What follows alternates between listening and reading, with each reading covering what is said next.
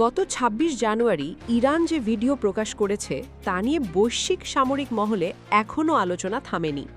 ভিডিওটিতে দেখা গেছে কিভাবে ইরানের বিপ্লবী গার্ড তাদের ড্রোন, ক্ষেপণাস্ত্র এবং দ্রুতগতির আক্রমণ নৌকোগুলো সমন্বিত মহড়ায় ব্যবহার করছে। ছবিগুলো দেখতে সাধারণ মনে হলেও এর ভেতরে লুকিয়ে আছে এমন এক কৌশলগত বার্তা যা হয়তো আধুনিক নৌযুদ্ধের ধারণাকেই প্রশ্নবিদ্ধ করে দিতে পারে। অনেক বিশ্লেষক এখন খোলাখুলিভাবেই বলছেন, পারস্য উপসাগরে মার্কিন বিমানবাহী রণতরীর একচেটি আধিপত্যের দিন হয়তো আর নেই। কিন্তু এই কথা কতটা সত্যি? আর যদি সত্যি হয় তাহলে কেন এখন এই প্রশ্ন উঠছে? দশকের পর দশক ধরে যুক্তরাষ্ট্রের বিমানবাহী রণতরী ছিল সামরিক শক্তি প্রদর্শনের সবচেয়ে দৃশ্যমান এবং প্রভাবশালী হাতিয়ার। কোনো অঞ্চলে একটি ক্যারিয়ার স্ট্রাইক গ্রুপ পাঠানো মানে শুধু জাহাজ পাঠানো নয়, এর অর্থ ছিল বিশাল বিমান শক্তি, উন্নত রাডার, উপগ্রহ সংযোগ, গোয়েন্দা তৎপরতা এবং যে কোনো মুহূর্তেই আঘাত হানার সক্ষমতার একটি পূর্ণাঙ্গ প্যাকেজ। এই প্রতীকী শক্তি এতটাই প্রবল ছিল যে কোনো দেশ যখন নিজের তীরে আমেরিকার ক্যারিয়ার দেখত তখন তারা বুঝে নিত যে ওয়াশিংটন গুরুত্ব সহকারে এই অঞ্চলে মনোযোগ দিচ্ছে। কিন্তু পারস্য উপসাগরের ভৌগোলিক ও রাজনৈতিক পরিস্থিতি এতটাই আলাদা যে সেখানে এই পুরনো সূত্র হয়তো আর কাজ করছে না। এখানে সমুদ্র উন্মুক্ত নয়, পথ সংকীর্ণ, উপকূল ঘনবসতিপূর্ণ এবং প্রতিপক্ষ স্থানীয় সুবিধা নিয়ে কাজ করে।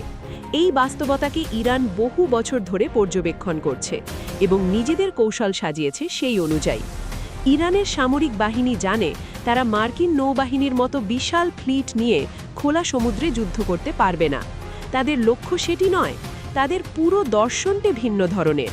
তারা চায় নিজেদের আশেপাশের জলসীমাকে এমনভাবে তৈরি করতে যেখানে প্রবেশ করা, থাকা এবং অভিযান চালানো এতটাই ব্যয়বহুল এবং ঝুঁকিপূর্ণ হয়ে যায় যে পৃথিবীর সবচেয়ে শক্তিশালী নৌবাহিনীকেও দুইবার ভাবতে হয়।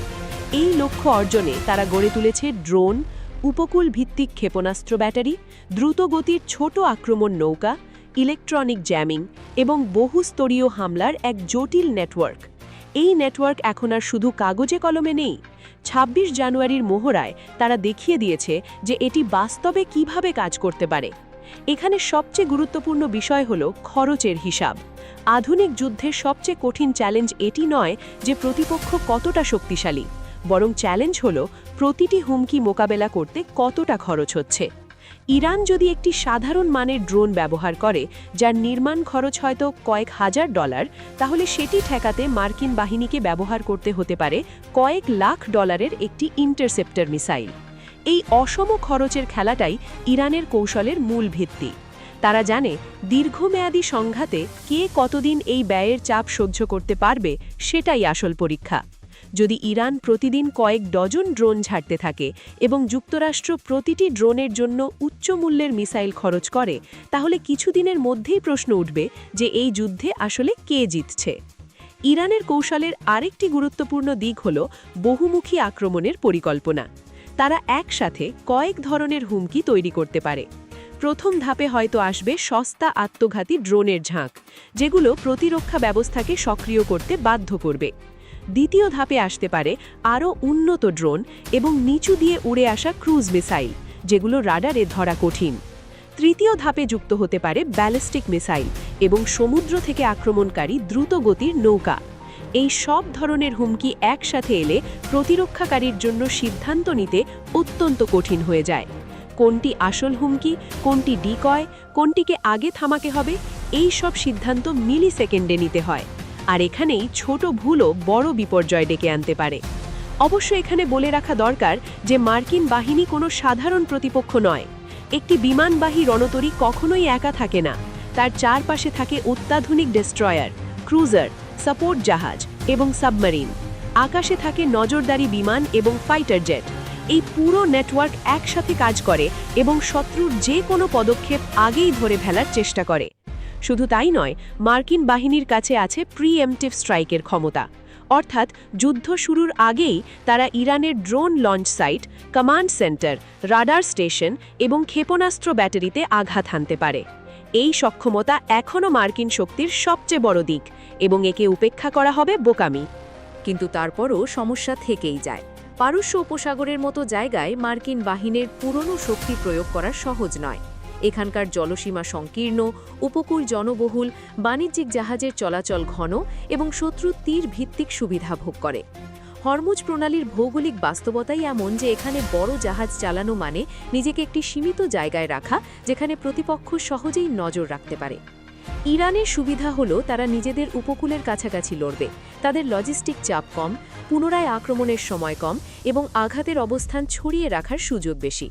অন্যদিকে মার্কিন বাহিনীকে টিকে থাকতে হলে টানা নজরদারি, ব্যাপক সমন্বয় এবং বিপুল প্রতিরক্ষা ব্যয় বহন করতে হবে। এখানে ড্রোনের ভূমিকা নতুনভাবে বুঝতে হচ্ছে। ড্রোন শুধু আক্রমণের জন্য নয়, এটি নজরদারি, বিভ্রান্তি তৈরি এবং প্রতিরক্ষা ব্যবস্থাকে ব্যস্ত রাখার জন্য ব্যবহার করা হয়। ইরান যদি একসাথে অনেক ধরনের ড্রোন ছাড়ে, তাহলে প্রতিপক্ষের সেন্সর সিস্টেম ওভারলোড হয়ে যেতে পারে। এর সাথে যদি যোগ হয় সমুদ্রপৃষ্ঠ ঘেঁষে আসা ক্ষেপণাস্ত্র, তাহলে প্রতিক্রিয়ার সময় আরও কমে যায়। মার্কিন বাহিনীর জন্য সবচেয়ে অস্বস্তিকর বিষয় হলো এই যে তারা একটি বড় জাহাজ রক্ষা করতে পারবে, কিন্তু তা করতে গিয়ে যে পরিমাণ সম্পদ খরচ হবে তা টেকসই কিনা সেটি প্রশ্নবিদ্ধ। অবশ্য মার্কিন প্রযুক্তিগত শ্রেষ্ঠত্ব এখানে মনে রাখতে হবে।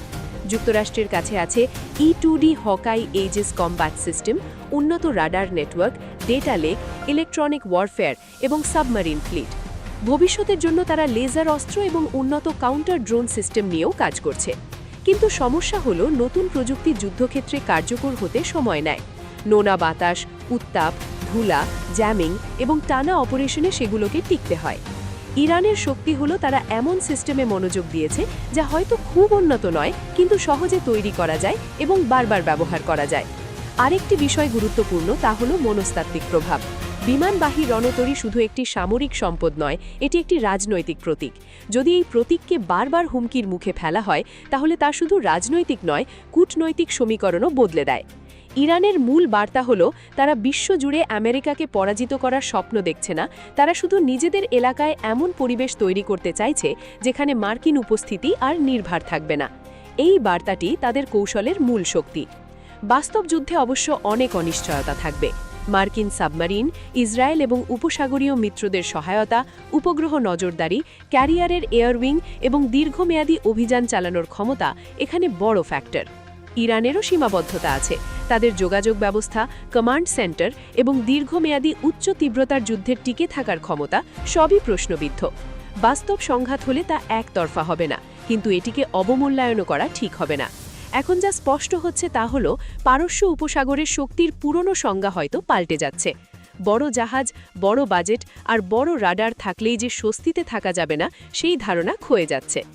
ইরান এখনও বৈশ্বিক নৌশক্তি নয়, কিন্তু তারা এমন যুদ্ধ কৌশল তৈরি করেছে যা সীমিত জলসীমায় বিশ্বের সবচেয়ে শক্তিশালী বাহিনীকেও অস্বস্তিতে ফেলতে পারে। আধুনিক যুদ্ধের সবচেয়ে বড় বাস্তবতা সম্ভবত এটাই যে সবচেয়ে দামি অস্ত্র সবসময় সবচেয়ে নিরাপদ নয়।